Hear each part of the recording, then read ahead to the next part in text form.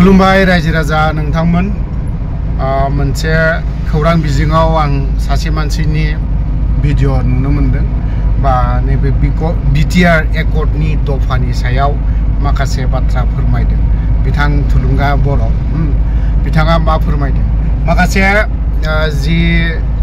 एकर्डआव दफाफ्राव थानाय माखासे कलेजनो इन्जिनियार कलेजनो बेफोरबायदि बिनि सायाव मा फोरमायदों नङा होमबा लुनोलाय लुनो हाखायाखै बानायनोबो हाखायाखै जोंनिया मानगोनां श्रीजुत डायनामिक लिडार बयबोथ' डायनामिक लिडार होनना फोसावो नालाय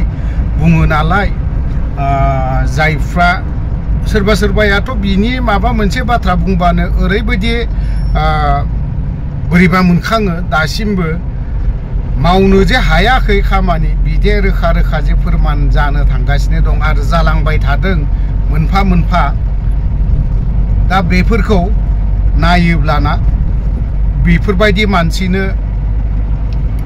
बा बेफोरबायदि दैदेनगिरिनो भट होनानै बा देरहा होनानै जेबो लाब गैया होननानै आं सानो आरो रायजो राजाफोरखौबो आं खावलायगोन बेनोल' जाय पार्टिया खामानि मावो आरो पार्टिजों खोथा गैया जाय दैदेनगिरिया गावबागाव समस्थिनि थाखाय खामानि मावदों बै व्यक्तिफोरनो भटफोरखौ होनाया मोजां नङाब्ला जोंनि नोंनि आंनि बेसेन गोसा भटफोरा जाहाथे बेकाराव थाङा सोरबा ओरैनो थगायनानै जाग्रा नङा होमबा एमफोरनो बा एमसिएलएफोरनो होनानै लाबबो गैथारा तो मोनसे बाथ्राखौ खोनानो मोनदों रनजित बसुमतारी एमआ जायगा गैमारलागोन बियो एबारावहाय खावलायगोन आं जेरै बियो रनजित बसुमतारीखौ बिनो रावबो भट होथारनांगौ दरखार गैया बेफोरबायदि एमखौ जों बर'नो नाङा आरो बेफोरबायदि एमआ थाबाय थायोब्ला जोंहा खहासो जानो थांगासिनोबो दं आरो जागोनबो बियो दाखालि जिहेतु स्टुडिअ थांनानै गाव जेबो रोङा गाव जे बुरबक जाथारबाय सासे प्रिथिबि नारायण मेसदेबजों गाव जे माने गाहाय थाखोआव गोग्लैहैखाबाय बियो मोनसे फोरमान जादों ओरैबायदि बुरबक खालामजादों बियो सरि क्षमा खालाम बुरबक सोदोब बाहायनायनि थाखाय क्षमा बिदों बेफोरबायदि माने बुंजानो नाङामोन सानफ्लांबाय थायो माब्लाबा एनडिएफबियावबो लिडारा बेफोरबायदि दंथारोना जेबो साननो रोङि बुजिनो रोङि एम दंथारोना दा बेफोरबायदि सानो आरोखि ओंखायनो बेफोरबायदि एमनो भट होनानै लाब गैया बे जेसेबांखि गोदान बियाबाव गेलेहैया मानो बा थाङा मानो होनानै लाब गैया आरो होथारनो नाङा पार्टी हिसाबै असनमानसो जागोन जेखियानो जादोला गोलाव बाथ्रा बुंबाय प्रमद बर'आबो जे ओरैबायदि थगायसुला ओरैबायदि रायजो राजाखौ थगायनानै भट बिनानै मोनसे पावाराव फैबाय 5 बोसोरनि थाखाय जारिमिनाव हयथ'बा लिरनाबो दोनजासिगोन बायदिसो मोनदों आं माब्रै 5 बोसोरनि उनाव जे चिर जिबननि थाखाय बियो बा माबा खुंथायाव थानो हानाय नङा बा सिप जानो मोननाय नंला बियो रायजो राजानि गोसोआव बा आरो जारिमिनाव मोजाङैनो लिरना दोनजासिगोनखौ आं नुनो थांगासिनो दङ गोलाव बाथ्रा बुंनो थांला बै व्यक्तिया मा फोरमायदों एकर्डनि दफानि सायाव बहा मा दङमोन नङा होमबा नायना लानिसै खुलुमबाय आं थुलुंगा मोसाहारि नैबे नोंथांमोननो स्क्रिनाव दिन्थिनाया जाहैबाय जोंहा 2020 मायथाइयाव जानाय बिटिआर एकर्ड बे बिटिआर एकर्डखौ लानानैहाय दिनै दानि सोलिफु सरकार जोंहा इउपिपिएल गभर्नमेन्टआव थानाय माखासे दैदेनगिरिफोरा बुंनो नागिरो जे दिनै बिटिआर सुक्तिनि जा दफाफोर बे दफाफोराहाय दिनै 90% मावफुंजाबाय लोगोसे सोरबाया बुंलांदों 82% मावफुंजाबाय होननानै नाथाय बिथांमोननि बुंनायाव बेसेबां जुक्ति दं बेखौ दिनैहाय आङो नोंथांमोननि सिगाङाव नैबे भिडिअनि गेजेरजों मोननैसो बिदिन्थि लानानै आं बुंनो सानदों जुदि बिटिआर एकर्डनि जे दफाफोरा 90% एबा 82% मावफुंजामारबायब्ला दिनै जोंहा नैबे एनाक्सार 1 निफ्राय लानानै एनाक्सार 4 सिम जोंहा गोबां माखासे मोजां मोजां दफाफोर दङ। थारै बे दफाफोरा मावफुंजामारदोंना मावफुंजामाराखै आं नोंथांमोननि गेजेराव मोननैसो बिदिन्थि होनानै आं बुंनो सानदों जे जोंहा बिटिआर एकर्डनि मथे जोंहा बाक्सा डिस्ट्रिक्टआव मोनसे उपेन्द्रनाथ ब्रह्मनि नामाव सेन्ट्रेल इउनिभार्सिटि जोंहा गायसननायनि खोथा दंमोन, नाथाय बियो दिनै मावफुंजानायखौ जों नुनो मोनाखै। जोंहा नेशनेल स्पर्ट्स इउनिभार्सिटि गायसननायनि खोथा दंमोन, नाथाय बेखौबो जों दिनै मावफुंजानायखौ नुनो मोनाखै। दिनै जोंहा sports authority of India centre at Udalguri, Baksa and Chirang, Baksa आरो चिरां आरो उदालगुरि बे मोनथाम डिस्ट्रिक्टआवहाय जोंहा साइ सेन्टार गायसननायनि नैबे दफायाव लिरनाय दं, नाथाय बेखौबो जों दिनै मावफुंनाय नुनो मोनाखै। दिनै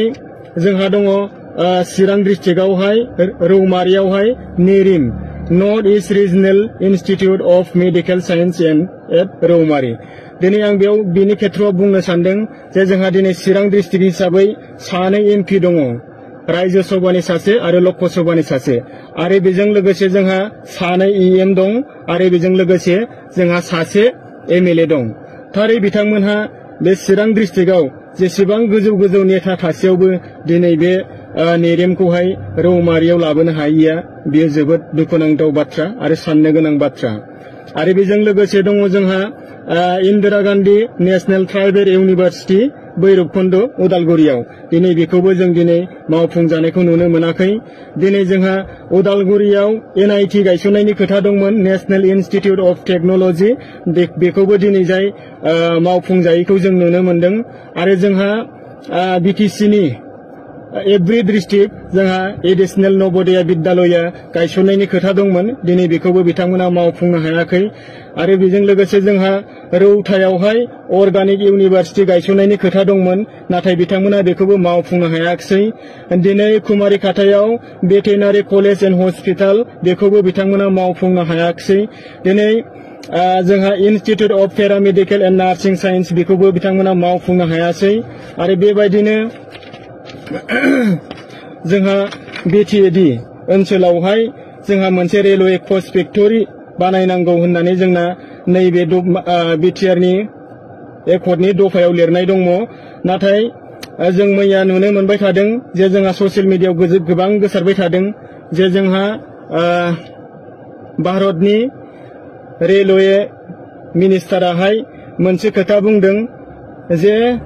क'क्राझाराव एबा बिटिसिआव जोंहा रेलवे कच फेक्टरि गायसननांगौनि गोनांथि नङा, सिगाङाव थाखानाय जोंहा रेल कच फेक्टरिफोरानो बेनो थोजासे होननानैसो जों बुंनायखौ नुनो मोनदों। दा बैफोरो जाहैबाय जोंनि साननो गोनां माखासे बाथ्रा। दा आरो तामुलपुराव बिथांमोनहा cancer hospital and medical college गायसननायनि खोथा दंमोन, नाथाय बेखौबो बिथांमोनहा मावफुंनो हायाखिसै।